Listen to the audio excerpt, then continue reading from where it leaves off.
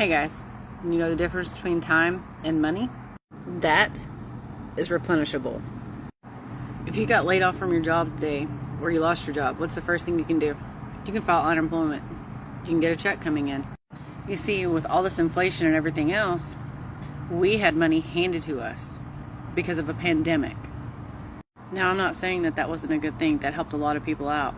But that tells you right there that money is replaceable. You can always print more money.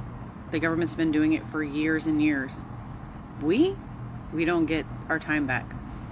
Think about your kids. Honestly, I have 2 kids. I've missed out on a lot of time with my kids. I missed out on school functions. I missed out on their first this and that because I was busy. I didn't get to enjoy it like I should have. Time is not replaceable. You can't get back yesterday. Yesterday already happened. It's gone. The only thing you have is the future. What are you going to do with your future? Money is always going to be there. You can always find a way to make the money. You cannot get your time back. So if you're tired of missing out on time with your family, your friends, the things that really matter most to you, go ahead and send me a comment that says book. Let's get you a call booked. You can talk to my mentor. We can discuss business plans for you, what works for you, and stop losing out on time.